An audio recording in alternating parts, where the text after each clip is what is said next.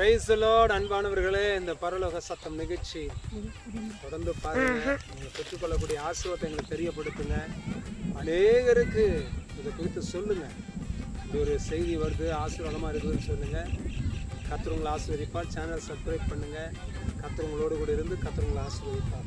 பாருங்க, இன்னைக்கு ஒரு வசனத்தை நான் வாசிக்கிறோம் பாருங்க. நீதிமொழிகள் 15ஆம் அதிகாரம் 22வது வசனத்தை நான் வாசிக்கிறேன். ஆலோசனை இல்லாமையால் எண்ணங்கள் சிந்தியாமற் போம். ஆலோசனைக்காரர் அநேகர் இருந்தால் அவைகள் உறுதிப்படும். பாருங்க, வசனம் சொல்லுகிறது, ஆலோசனை இல்லாமையால் எண்ணங்கள் சிந்தியாமற் போம். நம்ம சில நேரத்தில் ஆலோசனைக்கு ஆட்களை வச்சுக்கணும். ஆலோசனை இல்லாமல் போச்சுன்னா எண்ணங்கள் சிந்திக்காமல் போயிடும்.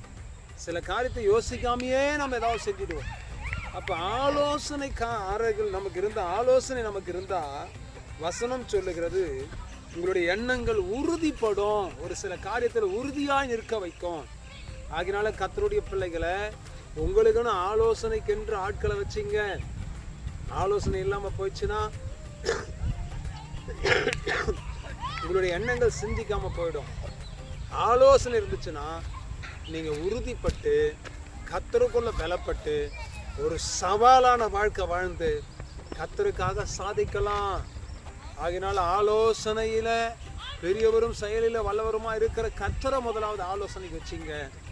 ரெண்டாவது ஆலோசனைக்காக ஆட்களை யாராவது ஒரு நல்ல ஊழியக்காரை வச்சிங்க. உங்கள் வாழ்க்கை ஆசீர்வாதமாக இருக்கும், உங்கள் வாழ்க்கை செழிப்பாக இருக்கும், உங்கள் குடும்பம் மேன்மையாக இருக்கும். ஜெபிக்கட்டும் உங்களுக்காக.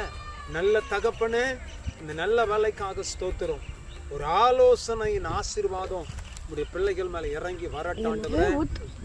ஆலோசனைக்காரர்களை கர்த்தர் ஏற்படுத்தி தாரும். ஆலோசனைக்காரர்களை கர்த்தர் உண்டாக்குங்க சுவாமி. ஆமாண்டவரே, ஆலோசனை இல்லாமல் போனால் எண்ணங்கள் எல்லாம் சீர்கெட்டு போயிடும் ஆண்டவரே. வழிகள் எல்லாம் சீர்கெட்டு போயிடும் ஆண்டவரே. ஆலோசனை கொடுத்து கர்த்தர் பிள்ளைகளை பலப்படுத்தி முதலாவது நீங்கள் நடத்துங்க.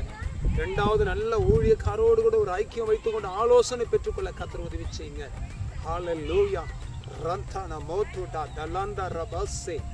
Thank you Holy Spirit. கர்த்தர் ஆலோசனை கர்த்தராக இருந்து நீங்கள் நடத்துங்க, பொறுப்படுங்க. இயேசு கிறிஸ்துவின் நாமத்தினால் ஆசீர்வதித்து ஜெபிக்கிறோம் நல்ல பிதாவே. ஆமென்.